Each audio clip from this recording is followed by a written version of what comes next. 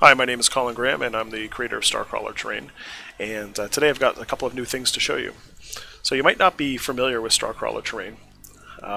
What it is a set of 3D printed terrain pieces that click together using OpenLock connectors, and it's designed for use with Zombicide Invader, a game from CMON that was released last year, in which a group of survivors have to fight off alien/zombie hordes through corridors. And the game is played out on cardboard tiles, but I always felt that a game like this would be more fun and more atmospheric if it was played on 3D. So I built a set of tiles for myself to be able, and walls to be able to clip together, and we felt that this is something that people might want to get for themselves and play with. So, just give you a look at what's in some of the base set. There's a set of exterior walls that can be used to sort of close holes in the doorways and the walls. And there's a set of interior walls with doorways, airlocks. There's single pieces and triple pieces with doors that slide in and out, because doors are part of the gameplay of Zombicide Invader. And all these pieces click together with OpenLock clips. I did all the test printing on my little print farm here in my basement. So every piece that we get from our set has been test printed. And here's an additional set. There's some insert pieces that go into doorways that turn into little sort of computer consoles, more of the corner pieces. This is the classic door. This is the thing that kind of started it all out, because Zombicide is really, a game that has a lot of doors in it. And there's corner pieces, and here's another selection of the pieces that are in the core set. And of course, there's an airlock piece, because going in and outside is part of Zombicide. But this would of course work for any sci-fi miniatures game that you wanted to play. So you could play Kill Team with this. You could play any number of tabletop miniature games with this. Necromunda. This is one of our initial playtest when I was setting it up on the board, trying to test it all out, trying to make sure all the pieces fit, and trying to figure out how many pieces we needed. So the initial size of the tiles are built on 25mm squares, but I scale them down to 78.7%, which makes it a 20mm square, which really matches with the Zombicide Invader tiles. So you can print this out and put it over top of your existing tiles if you want, or in my case, I tend to put it over top of a battle mat, and we have connector pieces that go between. Some more details of the airlock, and there's floor pieces. There's a whole variety of different floor pieces that I can configure it to any shape that's in the main game. More corners as well. So the pieces that I want to show you today are actually some brand new pieces that we've been test printing, and this is a new set of corner pieces that is sort of a Pipeworks motif to it. And we also have a set of straight pieces as well too, and I'll show you I'll show you the test prints of these pieces in a second. Another view of the 5 straight pieces. So these ones will fit perfectly with the existing tiles you have, so you can use these to sort of create some variety in your rooms. But they also fit really well with the new vat room, with the containment vat. And this is the new containment vat. So this is actually built in a set of pieces, and I'm going to show you the test piece in a minute. This is basically designed for you to have some creatures or whatever you want to put in here. You can really put whatever you want inside this vat.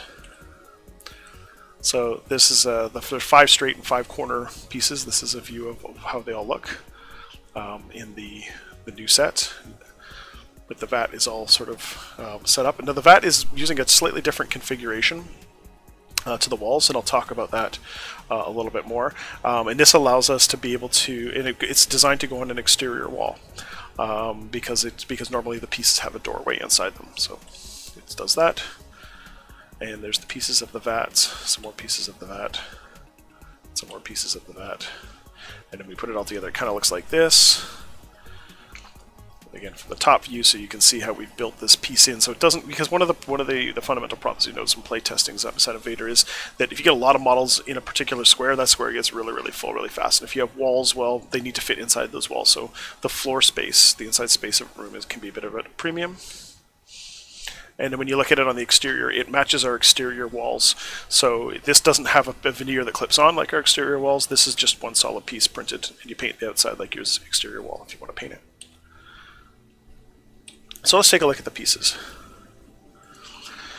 So I have here on my desktop some of the pieces that we've printed off.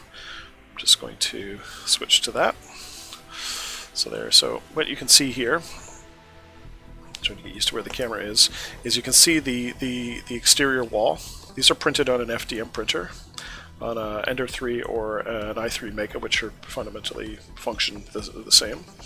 And we can see that the inside of this has an indent. Now this wall here actually is one that we supply that doesn't have the piece for the vat, the little hole for the vat. Okay, and this is because you might just want a wall that has a little bit of extra space, and you might want to do something like this handy little computer console that we've got. You may want to put this computer console in it, and you may want to scale that computer console to a different size. And this will just clip together with open lock clips. These two pieces just clip together like that. Alright. And we've also provided a version of this with a little computer console in it, again with the exterior wall. And with this set we also come with a new 3x3 wall, and it has detailing on the back so that you can see, but this would also take an exterior wall because an exterior wall would run flush up against it. And there's another red printed version of the extended wall, and this is the vat. So the vat sits on this little canister like that, and the little roof, the little lid piece goes on, and it's got little teeth in it to kind of help it click into place, so you kind of know which way to put it, like this.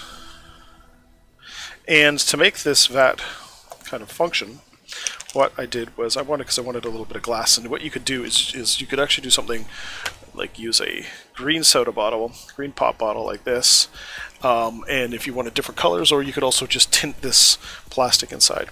And all that it is just held on. There's a little lip on these little pieces here, and all I did was we cut a piece of plastic, and cut a piece of plastic and then just dropped it in. And this little piece at the back kind of hides where it goes, so I'll show you the easy way to put it in.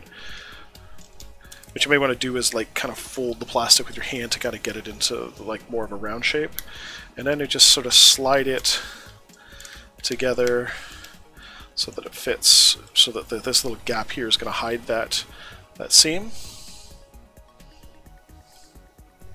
And then we just drop the top piece on. Oh, it's popped out. It's a little bit fiddly. But the good thing is once you put it in once, you don't have to keep taking it out and putting it back in. So it's fitting in there nicely. And that piece goes right in there. And then these you just have to basically get it to go into the little lip. And you kind of feel it kind of go in there. And I can see where it's sticking out right there. Use a little hobby knife to push that in. And it just clicked in there. Now it's in there, it's nice and solid.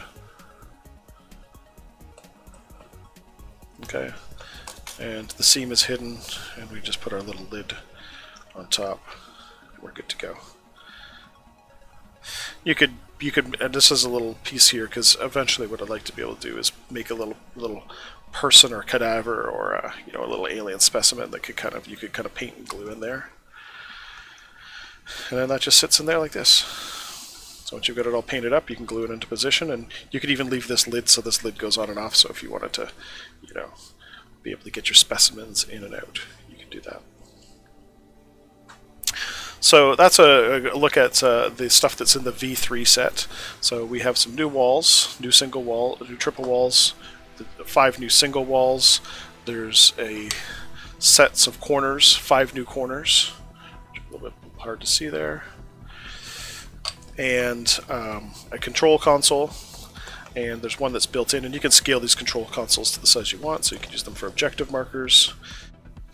So as you can see, we have a variety of new pieces together for this set called the Vat Room, so that'll be updated in the link if you've purchased these, where you can download them from. If you want to purchase the set is in early access, which means we're still developing it, and once it's finished being developed, then then the price will be locked in. So if you want to get a discount but while it's still in early access, and help support the development of Starcrawler Terrain and print out your own pieces, you can head on over to our Facebook group, our Starcrawler Terrain Facebook group in the link below this on YouTube. And inside there's a discount code which will give you a pretty good discount, and use that code if you're going to buy it from our Gumroad store. And you can post your pictures on that page, and you can talk about you can ask for requests for different pieces, or give feedback on some of the pieces that we've created. So look forward to seeing you on our Starcrawler Terrain Facebook group, and so hopefully you get out there and print some cool parts and kill some bugs. Take care.